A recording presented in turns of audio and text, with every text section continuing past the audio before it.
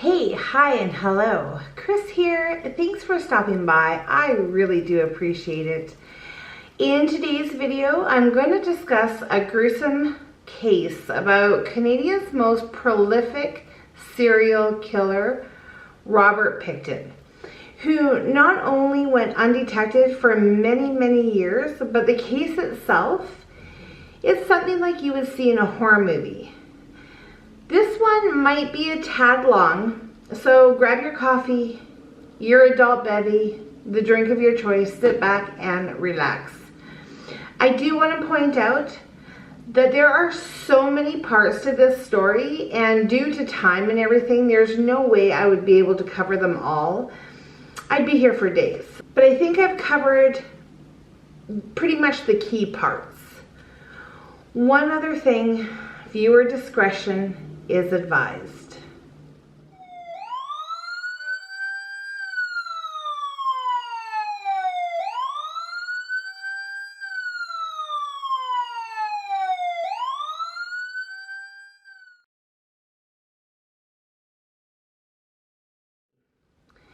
So Robert Willy Pickton, Willy was his nickname, he was born on October 24th, 1949. In Port Coquitlam, Canada, and that's just east of Vancouver, actually very close to my hometown. His parents were Leonard and Louise, and he had two siblings, Linda and David. Robert grew up on a farm, a pig farm. This pig farm, well, it was something else. It was pretty much in shambles, not well kept, it was dirty, and it was even stated the pigs would run in and out of the family house. So you can just kind of imagine the living situation there. Just a few things you might want to know about the family. Well, the mother, Louise, she was very strict, and apparently was always yelling at the boys to do their chores. And she basically thought the pigs and the other animals on the farm, well, they came first and foremost before the family. The one daughter, Linda, was actually sent to go live with relatives in Vancouver because the father stated the pig farm was really no place for a young girl to grow up. The boys were very unclean, clearly not taking care of themselves, not washing, not bathing, and it is said that they actually smelled really bad all the time. All the time. Not surprising, Robert didn't have many friends. He was teased and bullied in school, and he would actually often skip school. Robert, he was actually very calm. He was quiet. He pretty much kept to himself. When he was 13, he saved up enough money to buy himself a calf for the farm. And he was so happy and so excited about this calf. It would be his pet. It would be his one and only true friend. But just to kind of give you an idea of what kind of parents that he was dealing with, well, one day Robert came home from school to find out that his parents had actually slaughtered his calf. And I imagine that did such a number on Robert. At 14, Robert dropped out of school and went to work at a butcher shop as an apprentice. He was very good at this job, and he understood the techniques. Of cutting the meat and how to skin the animals. At age 18, Robert decided to go back to work full-time at the farm. Some say that he felt like he just belonged there.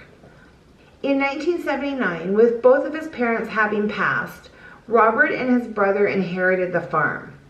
15 years later, they sold the majority of the farmland for a few $1 million. So that was leaving the brothers with about 6.5 acres to themselves and lots of money. Now, we all know that the property was in shambles before. Well, now it was even worse. There were broken down cars and trucks. There were scraps of metal, just random stuff everywhere. And it pretty much just looked like a junkyard. One of the workers of the farm described it as being very creepy. People described Robert as someone who was quiet, that just had some kind of bizarre behaviors. He was well reserved, he was well mannered, and he actually had a pretty good nature. He just seemed to be a normal guy, but a stinky guy, living the simple life on his farm. Well, were they ever wrong? With his new financial freedom, Robert was known to buy his friends, and he would meet these people in downtown Vancouver, the east side. The one thing you should know about downtown Vancouver, especially the east side, it is really bad.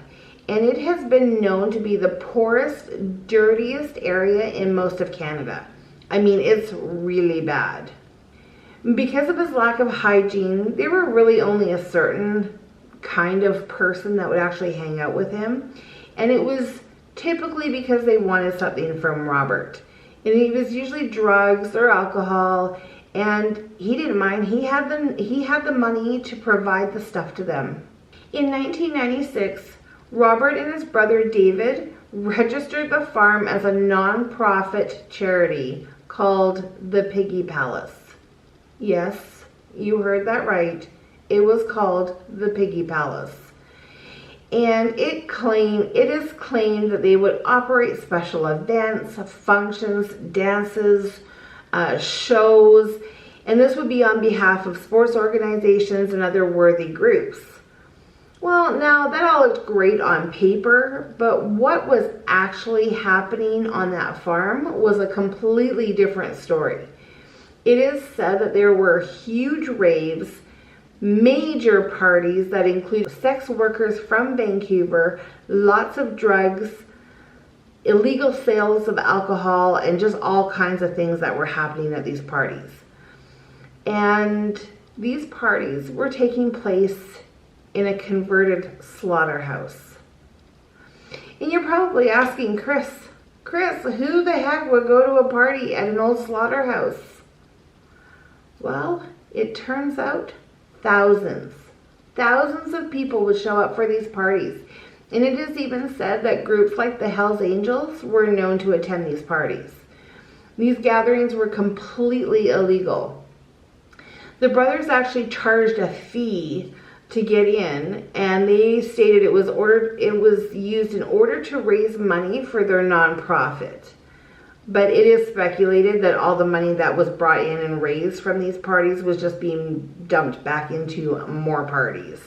With money not being an issue and the power of these parties, Robert had the means to entice vulnerable women from downtown Vancouver to his farm. On March 23rd, 1997, Robert was charged with attempted murder of Wendy Lynn Estetter. Now, Wendy Lynn, she was a known sex worker who had said Robert had stabbed her multiple times when the two of them got into an altercation at the farm. Robert had handcuffed her, but she managed to escape. She said that she disarmed him, stabbed him with his own weapon, and then ran out of the trailer barely dressed, where she ran onto the road where this couple, I guess, came upon her and ended up taking her to the hospital. With that charge, Robert was released on a $2,000 bail. Almost a year later, in January of 1998, Robert's case of attempted murder was dismissed. So Robert, I guess, claimed she was a hitchhiker who attacked him, and the prosecutors didn't believe her testimony would hold up in court due to her alleged drug addiction. So he pretty much got off scot-free. And it was around this time the Pickton brothers were also getting sued by Port Coquitlam officials for violating zoning laws, neglecting the agriculture on their farm, altering farm buildings, holding dances, and a slew of other violations. The brothers didn't care. They really didn't heed any warning from the officials, and they continued doing what they wanted to do. They even threw a New Year's Eve party. Didn't matter. They didn't care.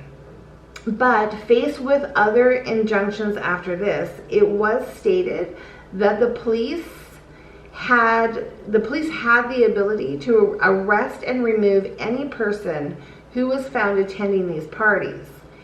And also because the brothers failed to produce any financial statements regarding their nonprofit, their status was withdrawn. A farm worker, Bill Hiscox, told the police there were numerous amounts of women that had visited the farm. They were there and now they were considered missing. Bill also claimed another woman had come to him and said she had seen other women's clothing, purses, identification, all kinds of things around the farm, including, get this, body parts hanging from within the slaughterhouse. Now, police stated that they were unable to obtain a search warrant based on hearsay. Evidently, the young woman who had claimed to see all this would not cooperate with the police. I guess she had bad experiences in the past and says she wanted nothing to do with the police. So at this point, the police, there was really not much they could do. Really, the only thing at this point with Robert and the police was that he was a person of interest. Well, that's an understatement of the century now, isn't it? On a side note, in 2002, the BC Missing Women's Investigation was launched. And this was meant to kind of evaluate the response of law enforcement when it came to reports of missing and murdered women in BC, in British Columbia. Because there was a significant amount of missing females at this time, with many coming from downtown Vancouver. Unfortunately, due to whatever circumstances in their lives, most of the females that were missing had entered the sex trade and or had addictions. And it was around this time, it is speculated that approximately 65 females were said to have gone missing. 65. Unfortunately, the police were not doing much about it, claiming things like, well, they just ran away with a John, or they left Vancouver. None of these missing females were really taken seriously and really not being investigated. A few tips came in about the missing women, and not surprising, a lot of these tips mentioned a pig farmer just outside of Vancouver. The whole thing is absolutely absurd when you think about all the stuff that was coming into the police, the attempted murder charge, and he was just really a person of interest and really nothing was happening about it. But now good old Robert, he became quite familiar to downtown Vancouver, the east side. And apparently he would drive the 10-block strip and offer women drugs and money so he could take them back to his farm. And it is also weird that apparently he had enough money and enough power that he even could get other women to help him lure females back to his farm. So the beginning of 2002, Scott Chubb, who used to be employed by the Picktons as a truck driver, told the RCMP, the Royal Canadian Mounted Police, that he had seen illegal guns in Robert's trailer. Finally, this gave police enough information to obtain a warrant in order to search the farm. My goodness. So on February 6th, police show up to the farm, warrant in hand for these illegal firearms. The firearms were found and Robert was arrested. But now the police are actually on the farm, they have a warrant, so they decided to start looking around. They're looking around the farm and noticed quite a number of things that were really out of the ordinary. They found items belonging to some of the missing women. Hello?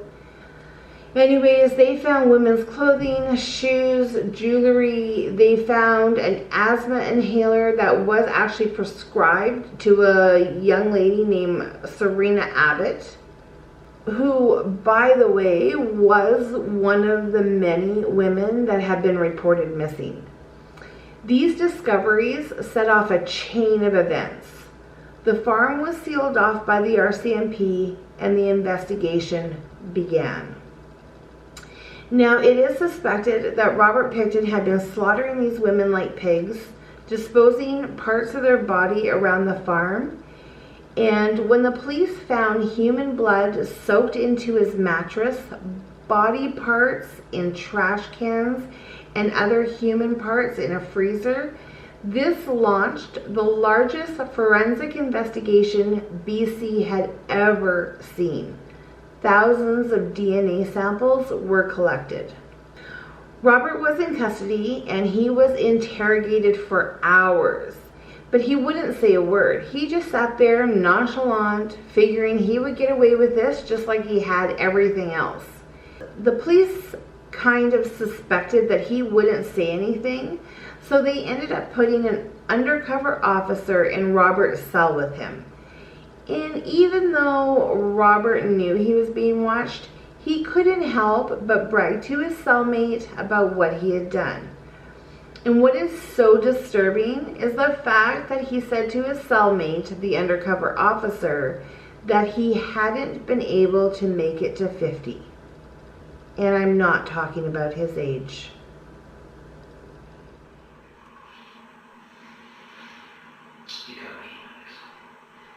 No. No.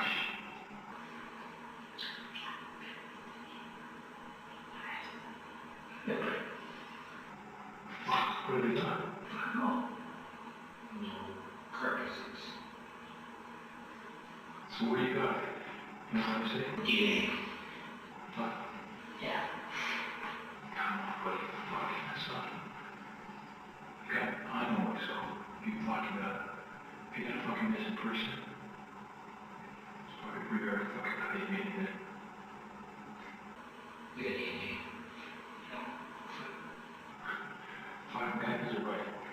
I find the best way to fucking dispose of something is fucking take it in the ocean. Oh, really? Oh, fuck. You know what fucking ocean is? You much love it.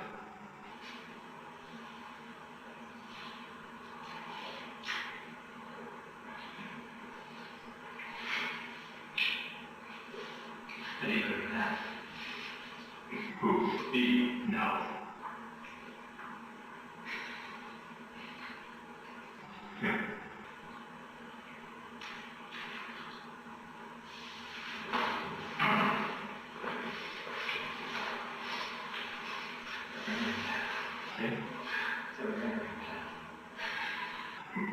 No shit. That's gotta be fucking pretty good. Okay? Mm-hmm. Can't be much fucking left.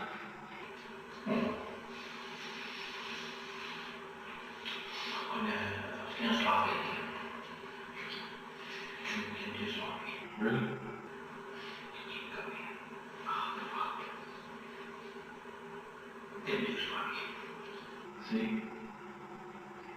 Fucking gotta be fucking ridiculous. Gotta be fucking. I was under your government was up to 29.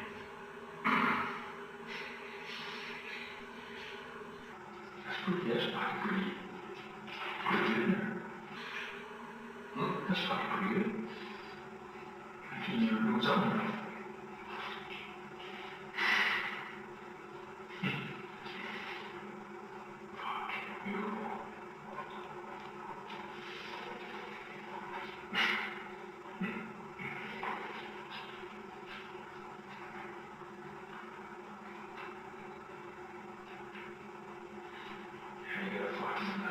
But the problem, they have bigger pyramid.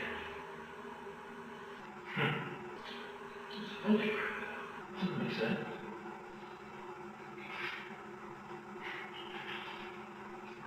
No shit, eh? Well, they got fucking prints, you know? They got no prints. Fucking tripping with pyramids. No. You didn't do you? The slide. I said we're not going to keep over. You won't even get bail. Like I said, that's looking up to the judge, right? No.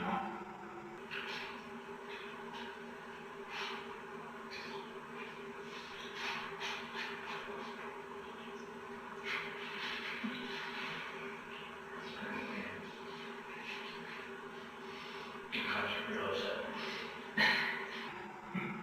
No shit. They don't know what to say. Say what? They don't know what to say. You fucking give it a good push. Yeah.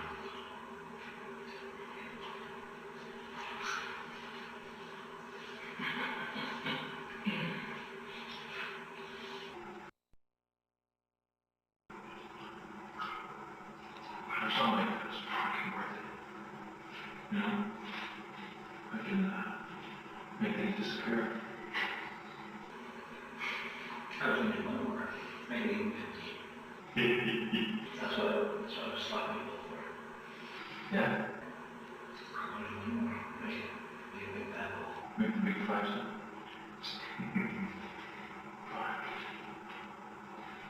That's fuck. Fucking 50. Fucking have fun. Yeah.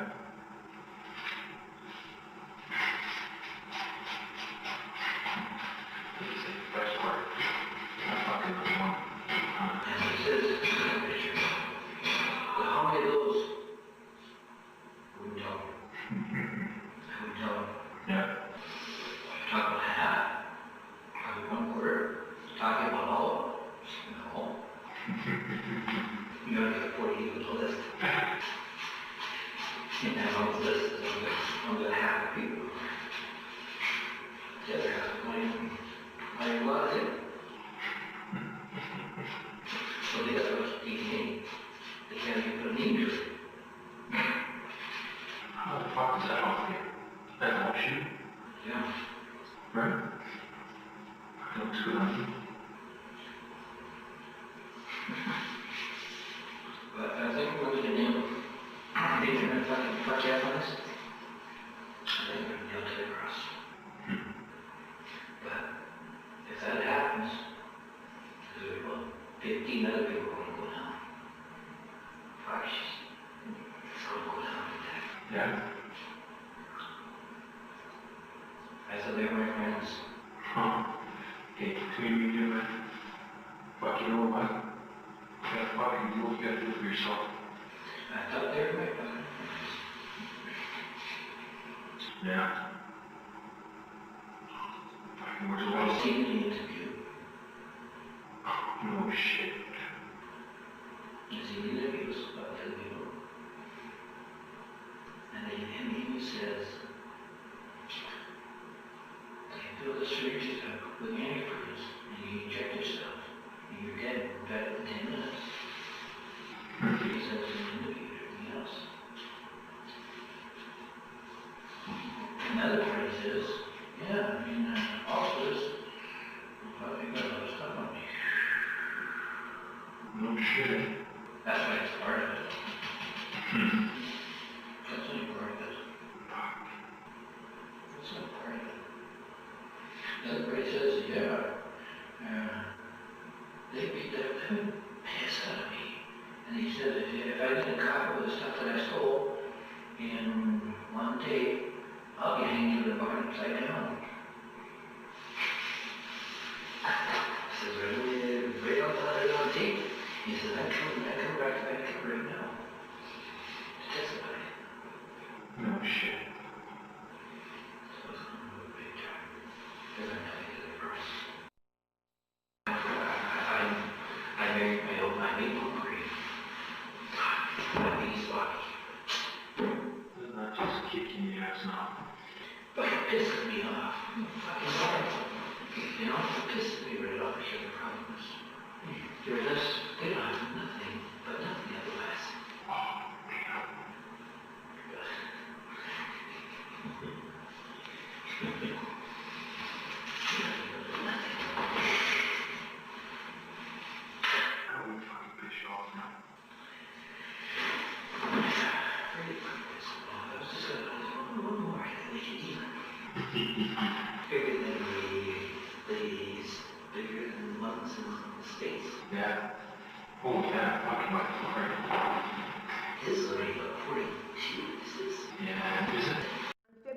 22nd, 2002, Robert Pickton was arrested and charged with 2 counts of first-degree murder in the deaths of Serena Abbotsway and Mona Lee Wilson.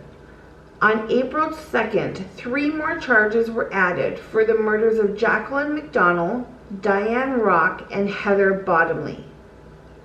This was followed by a 6th charge for the murder of Andrea Joesbury. A week later, a 7th charge for the murder of Brenda Wolfe. September 20th, additional charges were added for the deaths of Georgina Papin, Patricia Johnson, Helen Hallmark, Jennifer Firminger. The next month, on October 3rd, 4 more charges were added for the murders of Heather Chinook, Tanya Hollick, Sherry Irving, and Inga Hall. Now, at this point, we are up to 15 women that he allegedly murdered. And I am so sorry to say it did not stop there. 3 years later, on May 26, 2005, 12 more charges were brought against Robert. He was charged for the murder of Kara Ellis, Andrea Borhaven, Deborah Lynn Jones, Marnie Frey, Tiffany Drew, Carrie Koski, Sarah DeVries, Cynthia Felix, Angela Jardin, Wendy Crawford, Diane Milnick, and a Jane Doe. The excavations of the pig farm went on until 2003, with the total cost of the investigation being approximately $70 million. The forensic team have brought in various equipment, including 2 15-meter conveyor belts with soil lifters, in order to search for traces of human remains. The investigation proved very difficult because bodies were left to decompose, or they had been left to be eaten by insects or pigs. With this next part, I can't even. On March 10th of 2004, the government revealed that Robert Pickton may have actually ground up human flesh and mixed it into the pork that he sold to the public. True life Hannibal Lecter. The BC Health Authority issued a statement concerning the news and advised the public to contact the police if they had ever been in possession of any of this meat. And they stated to the public that it wasn't too concerning because the sale of the pork was pretty limited to the area of the farm, meaning that he wasn't selling it to the large grocery stores and such. And if there were any human remains in the pork, it really wouldn't be a health threat because pork is typically cooked until it's very well done. Okay, I'm sorry, but if I bought pork from this guy and the BC Health Authority had issued a warning saying it may have human remains in it, yeah, I'd be a little concerned about the health aspect, but probably wouldn't be my biggest concern or my, so gross. I can't even. Anyways, in 2005, yes, 2005, the police finally had enough DNA evidence to take Robert to trial. There was a preliminary hearing held back in 2003, which was basically to find out if there was enough evidence for a case to go to trial. I mean, really, how much more evidence do we need?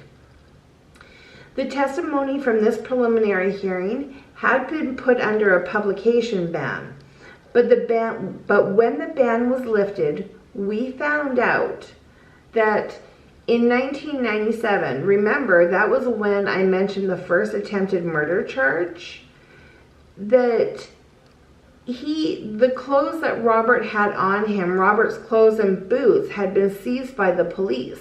And the items had been left in storage for 7 years. And it wasn't until 2004 When the lab results revealed DNA, it revealed DNA of 2 other missing women on those items. It was also found that in 1998, a Vancouver detective received a call that had been made to a tip line stating that Robert Pickton needed to be investigated in connection to many of the missing women in the area. In 1999, another tip came in saying that Robert had a freezer filled with human remains on his farm. Apparently, Robert was interviewed after each of these tips came in, but he denied having killed anyone. He denied having human flesh on his farm or on his property. Well, of course he did. I mean, what was he expected to say? Oh yeah, for sure, the flesh is over here in the freezer. Want to see it? It's so crazy how this all went down. Robert, even a few times when the police had come to his place, had even offered. He gave them permission to search his farm. But evidently they never did. They just took his word for it. And I'm always curious to wonder how many lives may have been saved had the police just taken a little bit of time and looked into stuff a little bit more in depth, or taken some of these tips from the tip line a little bit more seriously. So the trial began on January 30th of 2006. Robert pleaded not guilty to 27 counts of first-degree murder.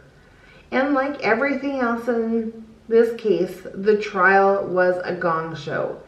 It took ages for the court to determine what kind of evidence or what evidence should be submitted, what evidence would not be submitted, and reporters were not allowed to disclose any material that was presented at the trial. On March 2nd, one of the counts was dismissed by the judge due to the lack of evidence. On August 9th, the judge splits the charges into 2 groups. One group of 6, another group of 20. So in essence, there would be 2 trials. The court's reason for splitting up the charges was because going forward with all 26 counts would put an unreasonable burden on the jury, and the fact that the trial could last up to 4 years. So the 6 charges that they were going forward with apparently had some different evidence from the other 20. But because of the publication ban at that time, nobody really knew what that meant. The first trial began on January 22nd, 2007. Robert Pickton was to face first-degree murder charges in the deaths of Marnie Frey, Serena Abbotsway, Georgina Papin, Andrea Josbury, Brenda Wolfe, and Mona Wilson. Now, by this time, the publication ban was lifted, and all of us Canadians would start to hear the gruesome details surrounding this case. They had found skulls cut in half with hands and feet stuffed inside. Remains of victims found in garbage bags, blood-stained clothing all over the place. There was jawbones and teeth found beside the slaughterhouse. They found a .22 caliber revolver with a dildo attached, and it contained DNA of both Robert and some of his victims. Inside the trailer, there were night vision goggles, fur-lined handcuffs, syringes with blue liquid inside, and bottles of Spanish fly, which is an aphrodisiac for those of you that don't know. Witness statements include Robert's friend, Scott Chubb, saying that Robert had told him a good way to kill a heroin addict was to inject her with windshield washer fluid. Andrew Bellwood stated that Robert had talked about killing sex workers, strangling them, and then bleeding them and gutting them before he fed them to the pigs. So the trial is finally over. Jury takes 3 days to deliberate. Robert Pickton was found not guilty on first-degree murder, but was found guilty on 6 counts of second-degree murder. And the viewers in the courtroom were outraged, and understandably so. And for those of you that don't know the difference, first-degree murder, it's planned, it's deliberate, and it's intentional. And in Canada, it carries an automatic life sentence, no possibility of parole for 25 years, the longest sentence in Canadian law. Second-degree murder is murder without planning, and it carries a life sentence, but you can get parole within 10 years. And I guess they were thinking that these murders weren't first degree, that when he picked them up, it wasn't planned what he was going to do with them. Completely outrageous. I can't even imagine how they came to those conclusions. Anyway, the entire lawsuit was incredibly long and incredibly drawn out, and it was a complete circus. I won't get into too many details regarding it, but want you to know that, of course, good old Robert appealed his conviction, but thank goodness it was denied. And what is terribly sad is the fact that the other 20 murder charges against Robert Pickton were stayed. He would never be held responsible for all those other murders that he committed. The Vancouver Police Department did issue an apology to the families of the victims, saying that they wish they could have caught Robert Pickton sooner. Don't even get me started on that. And they were sorry for all the mistakes that they had made and that they wish they could undo. Okay, so what has happened since the trial? Well, the property was closed off. All the structures on the farm were demolished and destroyed. Robert Pickton, he ended up writing a book. Yep, he wrote a book while he was in jail. Apparently the manuscript was smuggled out of the prison and sent to a retired construction worker who ended up typing it up and put it online. Well, the petitions came fast and furious when discovered, and Amazon pulled it offline. Pickton is now in a Quebec prison and will be eligible for parole in 2032, and he'd be about 80 years old. And that is the story of Robert Pickton, the pig farmer. Obviously, this is one of Canada's is Canada's worst serial killer, and it really shook Canadians to the core when this all became known and all this information was released. Okay guys, that's it for today's story. Canadians' worst serial killer. And hopefully we will never see another one like Robert Pickton. I hope you guys are doing well. I hope you guys are staying safe. Lots of love, hope, and prayers from Calgary. And we will see you on the next one.